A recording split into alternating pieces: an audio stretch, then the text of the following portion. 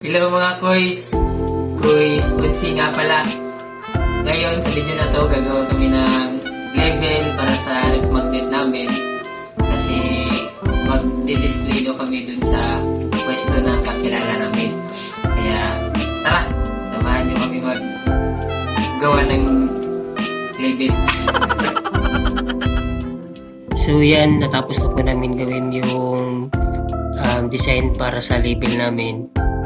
So, ipiprint namin yan sa photo paper, yung manipis lang.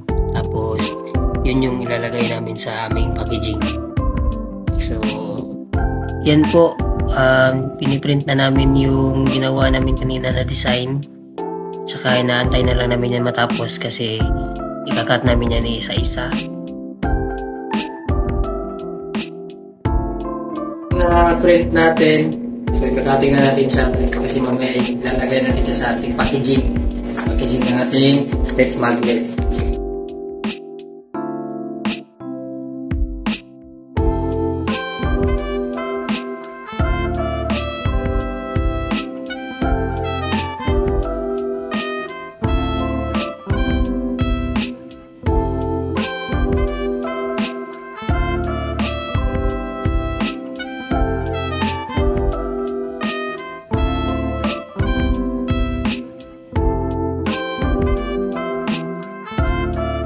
So ito na, nakat na natin isa-isa.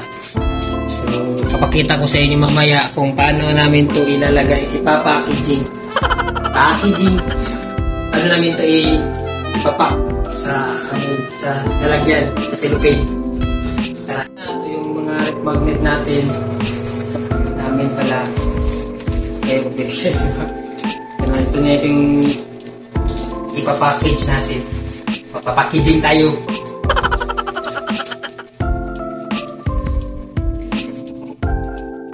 Tutupiin lang natin ito sa gitna.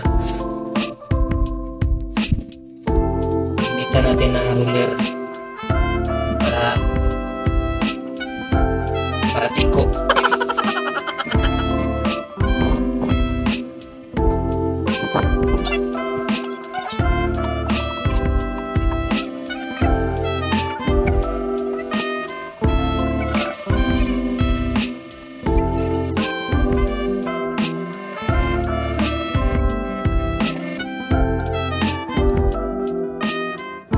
So, ganito na ang kalalabasan. Stapler na lang natin.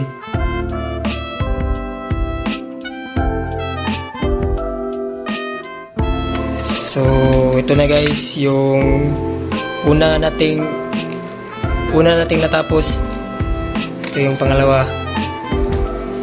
So, yan, meron pang still to go. Still to go. Nag conversation time. Palagi. Haha. Kubaluan ni. Umuklog man na. Simuin. Ikaw na lang tigpilo, ging.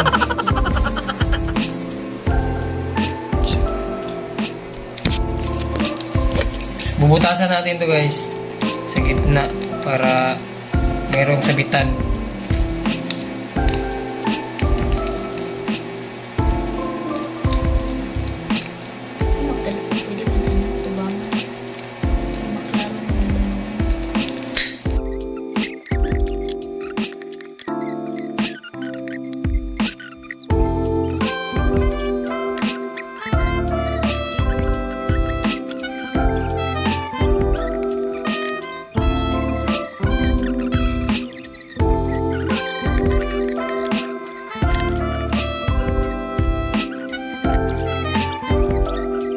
So ito po, tapos na po kami sa paggawa ng label tsaka pag-pack ng aming ref magnet.